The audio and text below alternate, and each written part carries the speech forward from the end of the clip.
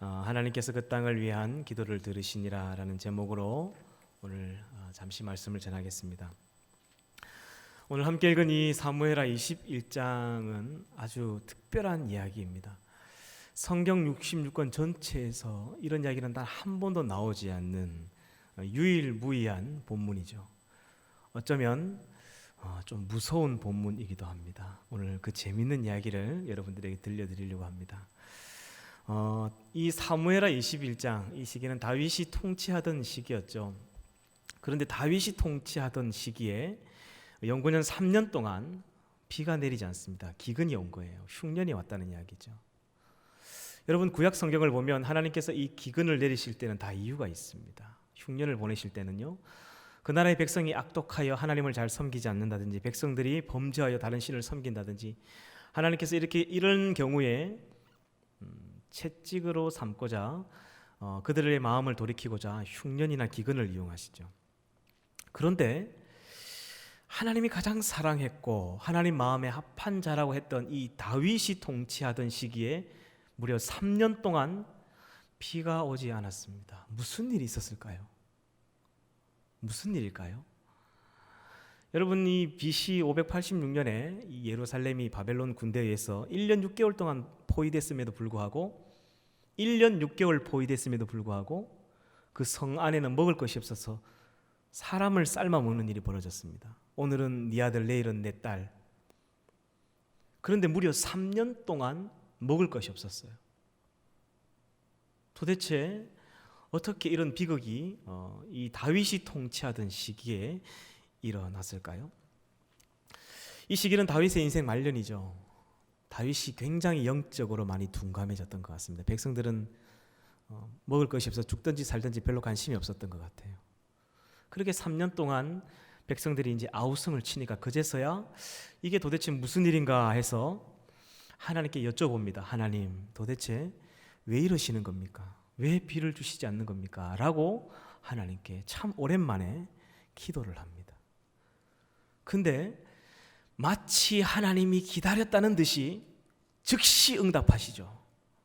내가 비를 주지 않는 것은 기브온 거민의 원한이 하늘에 사무쳤기 때문이다. 1절을 볼까요? 우리 1절을 같이 한번 읽어보겠습니다. 우리 영상을 보며 집에서 예배하시는 분들 같이 큰 소리로 한번 읽어보겠습니다. 시작.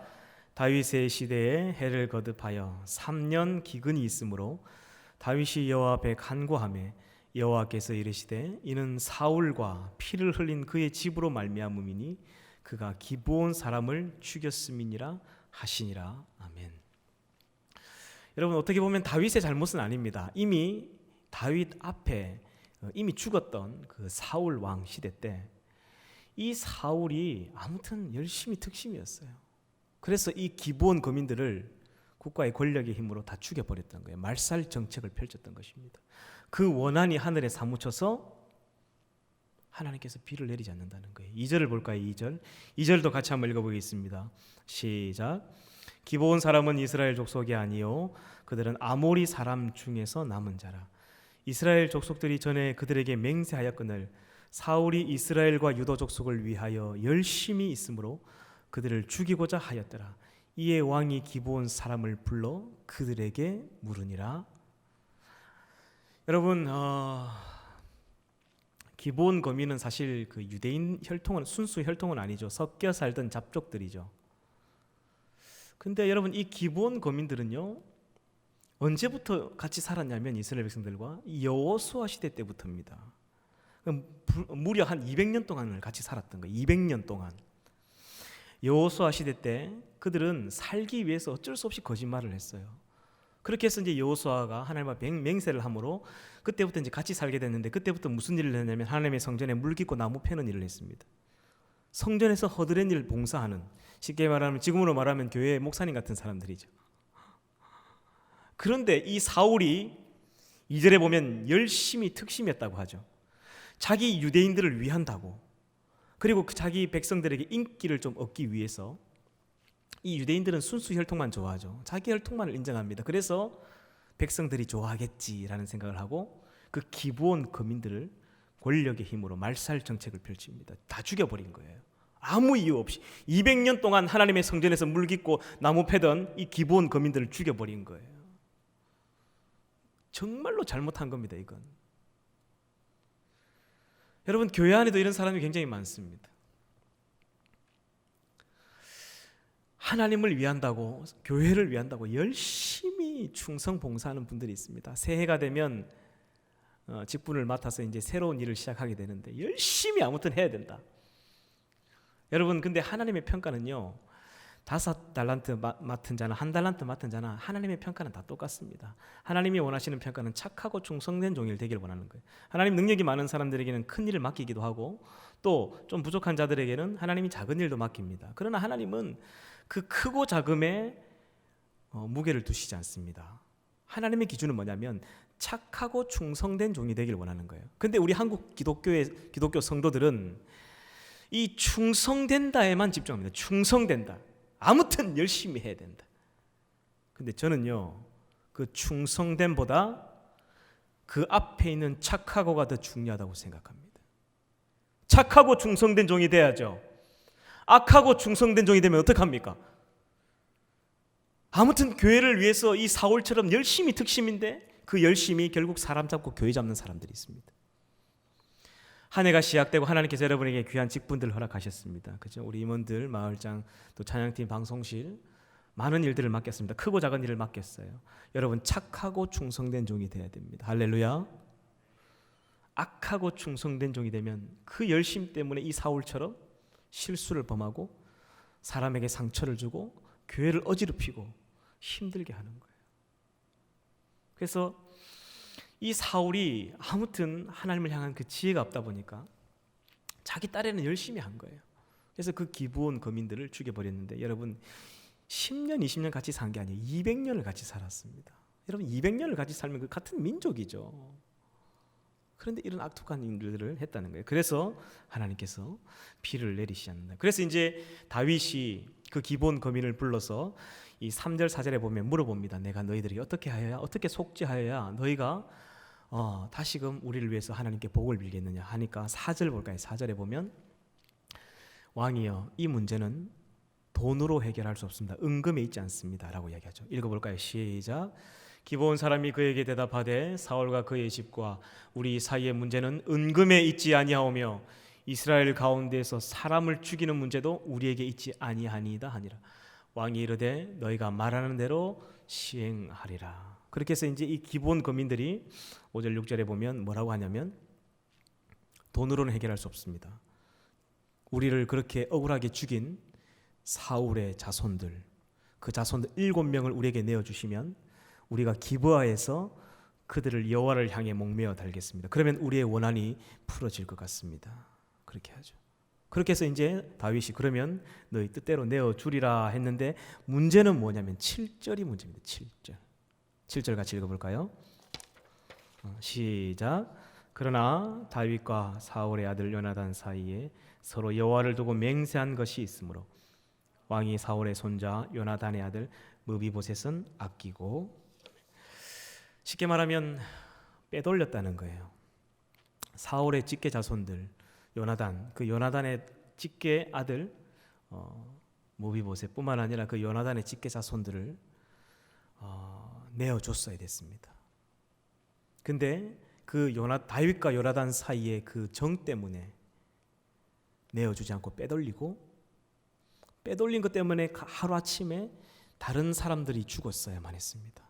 그 사람들이 누구냐면 사울의 첩 리스바의 두 아들, 그리고 사울의 첫 번째 장녀가 있습니다. 메랍이라는 장녀의 그 손자 아드리엘의 5 아들을 내어주게 됩니다. 원한을 갚기 위해 또 다른 원한을 사게 됩니다. 그들 7을, 그 자손 7을 결국 기브아에서 목매어 달았지만 비가 왔을까요? 안 왔을까요? 비가 안 오는 거예요. 아니, 그 원한을 해결했으면 비가 와야죠. 그 원한을 갚기 위해 또 다른 원한을 지게 됩니다. 그리고 또 한 가지 뭐냐면 다윗이 사람 죽여놓고 아무것도 하지 않습니다. 방치를 해버리죠. 죽었든 말았든 신경을 안 쓴 거예요. 그리고 여러분 이 본문에 보시면 다윗이 좀 악한 부분도 있었습니다. 정치적으로 이용했던 것이죠. 항상 요나단의 자식들, 그 무비보셋은 자기 상에서 먹었기 때문에 자기 딱 손바닥 안에 있습니다. 자기 시야 안에 있습니다. 레이더 안에. 그러니까 뭐 반역을 일으킬 수가 없어요. 하지만 이 사울의 자손들, 남아있는 씨앗들은 언젠가는 화근이 되어서 자기의 정치 권력에 피해를 줄 수 있다는 생각을 했던 것 같아요. 그래서 남아있는 사울의 그 씨족을 완전히 멸절해버렸던 거예요. 다윗이 사람을 죽여놓고 장례도 치러주지 않습니다. 그렇게 해서 그 첩 리스바가 하루아침에 날벼락을 맞아서 두 아들이 자기 눈앞에서 목매어 죽임을 당하게 됩니다. 그리고 그 시체를 내려가지고 장사도 못 지내게 합니다. 그래서 어떻게 하느냐? 그 자기 아들 목매어 달려 죽인 바로 밑에 굵은 배를 깔고 거기서 낮에는 독수리가 와서 자기 아들의 눈을 쪼아 먹을까봐 그 독수리를 후 이렇게 쫓고, 밤에는 그 이리와 늑대가 찾아와서 자기 아들의 시체를 뜯어 먹을까봐 그걸 지킵니다. 이렇게. 그 엄마가 자기 아들 시체 앞에서 얼마나 울었을까요? 얼마나 통곡했을까요? 막 피눈물 흘리지 않았을까요? 그런데 얼마 동안 다윗이 방치했을까요? 얼마 동안?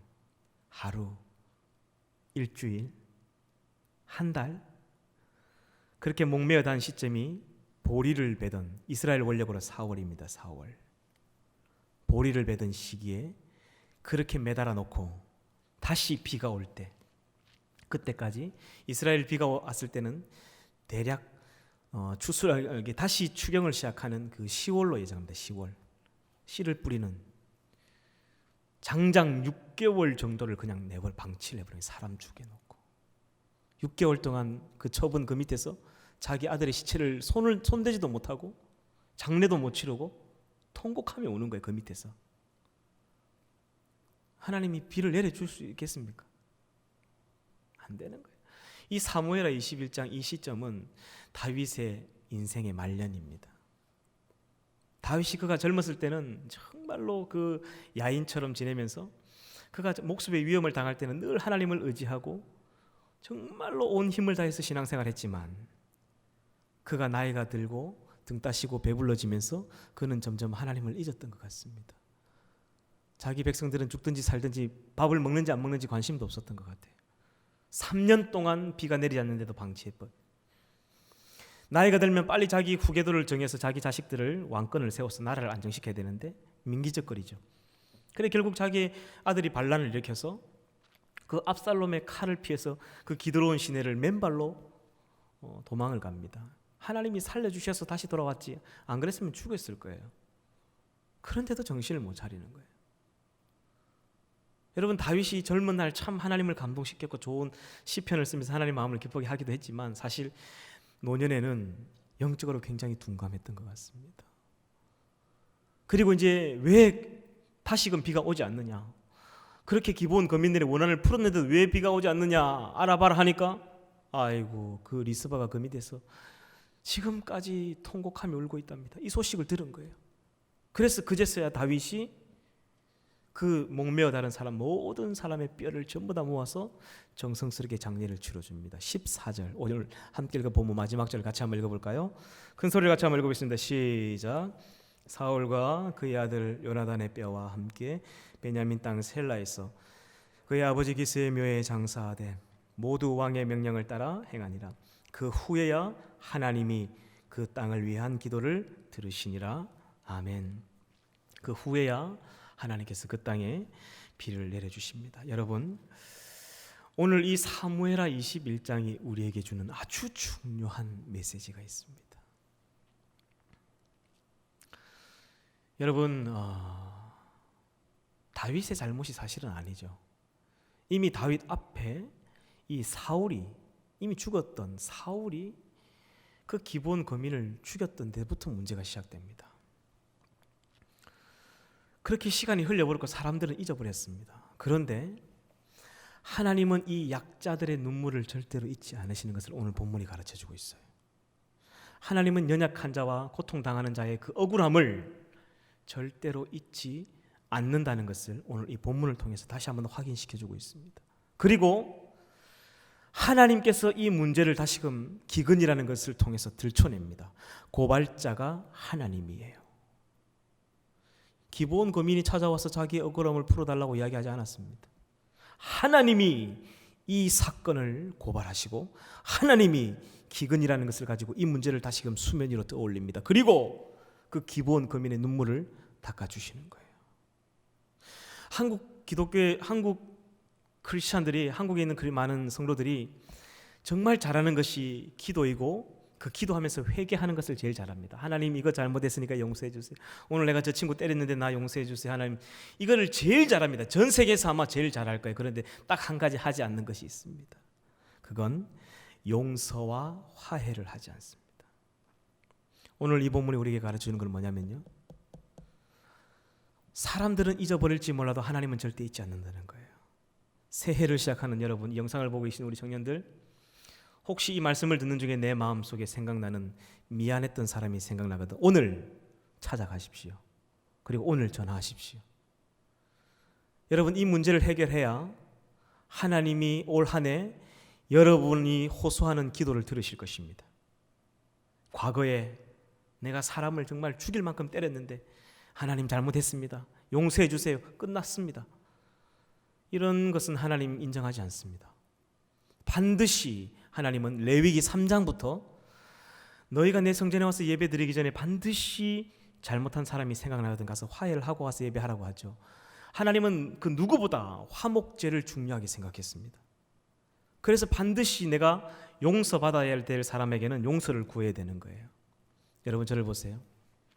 2007년 한국 기독교에 큰 충격을 주었던 한 영화가 있습니다. 포스터를 한번 띄워주시겠습니까? 송강호와 전도연이 나왔던 밀양이라는 영화죠. 이 영화가 왜 한국 기독교에 큰 비수를 꽂았냐면요, 그 내용을 보시면 이런 이야기입니다. 전도연이 30대 아들을 하나 놓고 살다가 남편이 갑자기 죽었어요. 그래서 남편 고향 밀양이라는 곳으로 아들과 함께 살러 내려옵니다. 젊은 사람이 아무튼 없어 보이지 않게 하기 위해서 막 돈은 1푼도 없었지만 집도 좀 알아보러 다니고 땅도 좀 알아보고 이렇게 하다 보니까 그 주변에 소문이 난 거예요. 저 여자 돈이 많다고. 돈이 많은 젊은 가부라는 이야기가 소문이 나게 됩니다. 그래서 전도연은 일부러 그랬던 것 같아요. 없어 보이지 않기 위해서, 자기가 살기 위해서. 그랬는데 그렇게 이제 그 남편의 고향 밀양에서 살다가 하나밖에 없었던 자기 아들이 그만 유괴를 당하게 됩니다. 그런데 살아서 돌아오기만을 바랬던 그 아들이 싸늘한 시신이 되어서 돌아왔어요. 얼마나 큰 충격이 있었을까요? 남편 죽었죠. 하나 남은 아들까지 죽었습니다. 아마 살아갈 이유와 소망을 찾지 못했을 거예요. 그런데 그런 절망의 절벽을 나날을 보내다가 복음을 듣게 됩니다. 그리고 전도연은 예수님을 믿게 되죠. 그리고 열심히 신앙생활을 하게 됩니다.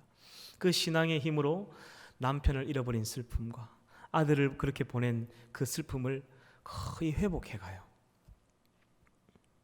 근데 그 유괴범이 누구였냐면 자기 아들을 학원 보냈던 학원의 그 원장이었습니다. 돈이 많은 줄 알고 그 아들을 유괴해서 협박하고 돈을 얻어내려는데 돈이 없는 거예요. 결국 죽여버리죠. 그리고 그 원장은 잡히고 감옥으로 가게 됩니다. 전도연은 열심히 신앙생활하면서 그나마 추스리면서 신앙생활을 하게 되는데, 말씀을 들을 때마다 원수를 사랑하라는 말씀이 자기 마음에 계속 울림으로 다가옵니다. 그렇게 해서 그가 어느 정도 회복이 되었을 때에 내가 내 아들을 죽인 원수를 찾아가서 그 사람을 용서해야 되겠다라는 마음을 먹게 됩니다. 그리고 정말로 너무너무 무서웠지만 그 사람 얼굴을 다시금 보기도 싫었지만 용기를 내어서 그 교도소를 찾아갑니다. 포스터를 한번 띄워주시면, 그리고 그 이전 사진을 두 번이 넘어갔네요. 네, 이전 사진. 네. 전도연이 정말로 떨리는 목소리로 그 마음속에 내가 당신을 용서하겠습니다 라는 말을 하려고 했었어요. 근데 그 순간 그 철장 안에 있던 그 죄수가 한 장만 더 넘겨주시면 너무나 평안한 얼굴로, 자매님, 저는 이제 죄인이 아닙니다. 저는 이곳에 와서 예수님을 믿었습니다. 저는 이제 죄인이 아닙니다. 저는 마음이 평안합니다. 괜찮습니다. 이런 말을 하는 거예요. 전도연이 그 자리에서 막 부들부들 뜹니다. 내가 당신을 용서하지 않았는데 누가 당신을 용서한단 말인가? 내가 너를 용서하지 않았는데 누가 감히 너를 용서한단 말인가? 하면서 그 장소를 뛰쳐나와 버립니다. 그리고 그 충격에 실신을 해버리죠. 그리고 전도연은 하나님을 떠나게 됩니다. 여러분, 이 영화가 한국 기독교에 큰 충격을 주었습니다. 이 영화를 보면서 너무나 잘못하고 있다는 것을 깨달았습니다. 누군가에게 잘못을 하고 나서 하나님께만 용서를 구합니다. 하나님 용서해 주세요. 그러면 그게 끝인 줄 알았습니다. 그 감방 안에 있는 죄수처럼. 근데 이건 하나님이 원하는 방법이 아니었습니다. 오늘 본문이 그것을 증명하고 있는 것이죠. 시간이 흘렀고 오래전의 이야기입니다. 다윗 시대도 아니고 이미 죽은 사울 왕 시대 때 사울의 잘못입니다. 그러나 하나님은 그 고통당하는 자의 그 눈물을 잊지 않는 거예요. 때가 되면 이 사건을 덜쳐내는 거예요. 한 해가 가고 새해가 시작되었습니다. 여러분, 혹시라도 여러분 마음속에 그리고 지나온 삶을 돌이켜보면서 내가 정말로 미안했고 잘못한 사람이 생각이 난다면 오늘 그 사람과 화해하세요. 그리고 그 사람에게 용서를 구하세요. 그리고 혹시라도 여러분에게 잘못한 사람이 여러분에게 찾아오거나 이렇게 용서를 구한다면 용서해 주세요. 용서는 용기 있는 자가 한다는 말이죠. 예수님께서 용서할 수 없는 저와 여러분들을 용서하셨습니다. 화해될 수 없는 하나님과의 단절로 끊어져 버린 이 죄와 사망의 몸 됐던 저와 여러분을 살리기 위해서 당신의 사랑하는 아들을 십자가에 던져 그 몸을 쪼개어 그 피로 주님은 할 수 없는 용서를 하셨습니다. 주님이 우리에게 보여주신 그 길은 용서와 화해로 걷는 생명의 길이었죠. 내가 이 길을 걷는 것처럼 너희도 이 길을 따라 나를 따라 오너라라고 말씀하셨습니다.